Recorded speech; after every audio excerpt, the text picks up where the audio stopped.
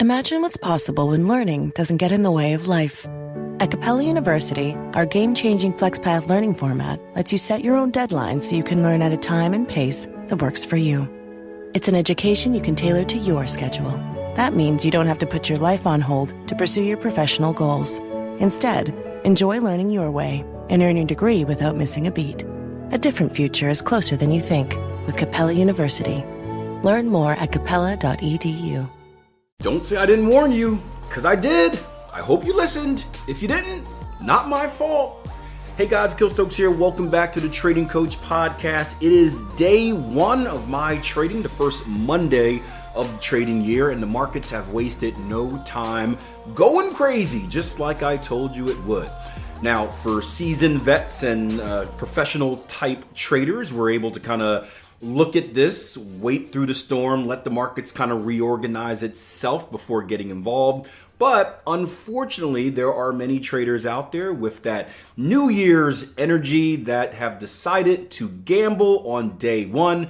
And as the market goes from a 200 pip swing down to a 150 pip retracement back up, a lot of them are getting burnt. And unfortunately, a lot of them have probably blown their accounts already.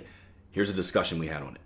Hope you guys are having a happy start to 2025. You can see the markets have wasted no time today, going a little bit wild. And this is what I warned you about. I warned you guys about this in the Trading Edge video this weekend, where it's like this first week of trading, the parents are back home.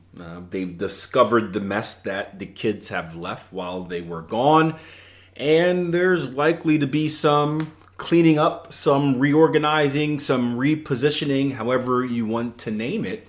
And you just don't want to be in a rush to trade. We spoke about kind of the two most dangerous parts of the trading year, with winter being one, because everyone's trying to make up for everything that they lost throughout the year, and they think they can do it in the last 2 weeks for some reason. Reckless gamblers, right? Just pushing everything into the middle of the table and hoping it hits. And then the beginning of the year, because we've got that New Year energy, that New Year excitement, right? I'm sure you guys are feeling the same way, where it's like, fresh start. This year's my year. I'm going to magically fix all the mistakes that I did the previous year, and it has to start on day one. And then that combined with the fact that many people have just been away. Many of you guys have decided not to trade over the last few weeks of December, especially during the holiday weeks, right? Christmas and New Year's. And it's been a while, and you're back into the market. You enjoy it, and you're ready to get going. And you just don't want to be in a rush to do so, right? You want to stick to your plan. You want to follow your rules. You want to give the market a little bit of time to kind of feel itself out. That's typical on a Monday regardless, but just a little bit more emphasized on the first kind of Monday of the year trading wise, I guess you can say. So let the market do its wild and crazy things. It will get back into a normal flow at some point. You just don't want to be that trader that blows your account on day one. And unfortunately, I'm sure that has already happened. Yes, within the first few hours of trading, I'm sure people have blown their accounts already, and they've screwed their trading year on day one, which is never a good thing. This is a long term. This is a marathon.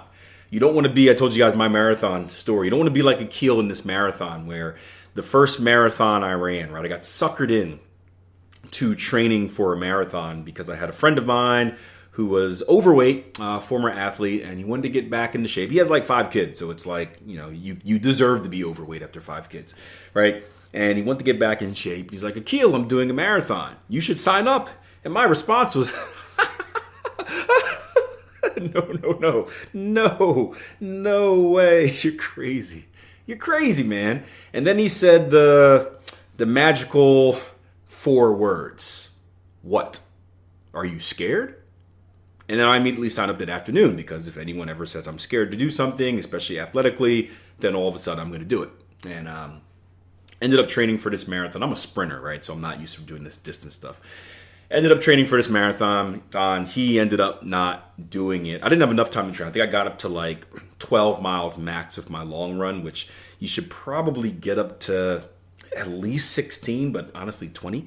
And he didn't end up doing it because life caught up for him again after the summer ended, and he got busy and with work and 5 kids and all that fun stuff. But I was already signed up, and I already paid my money. So if I pay my money for something, I'm going to do it.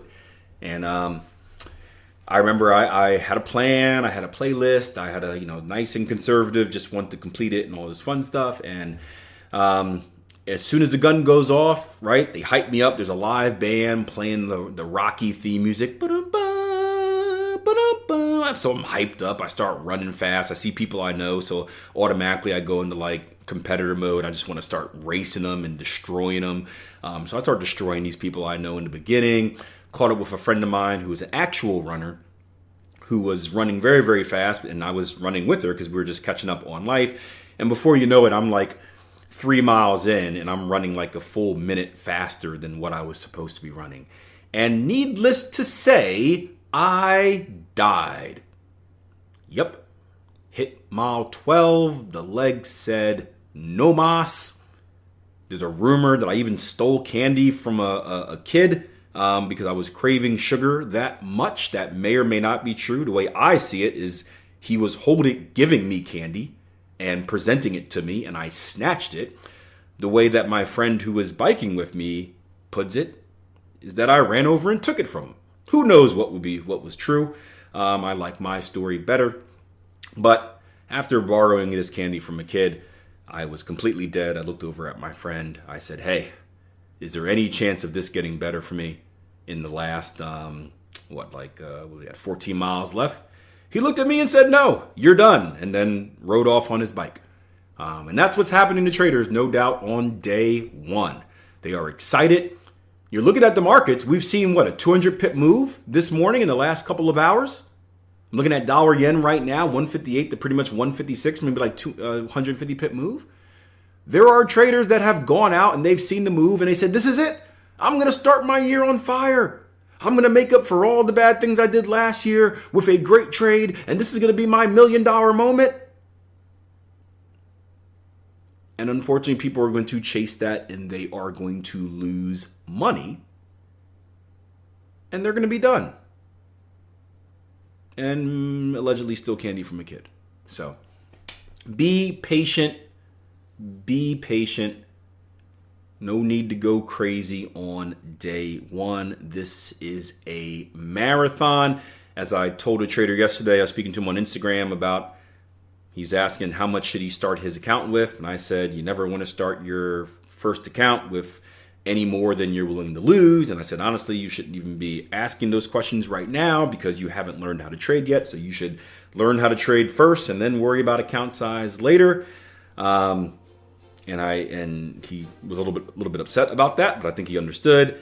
And I said, the cool thing about trading is there's no need to be in a rush to go broke. The opportunities will be out there. And I wish someone would have told me that at the beginning of my trading career. So excited. But be calm. Hope you enjoyed the podcast and hope you weren't negatively involved in all the craziness that happened today. But more reason to make the Trading Coach podcast a part of your consistent trading routine. Listen on a daily basis. Go back and listen to past episodes that you missed, right? Stay in the mix. Get these little tips that will help you survive the trading year and do what you can to make this the best trading year of your life, mainly by avoiding the dumb stuff. All right, until next time, plan your trade, trade your plan. Take care.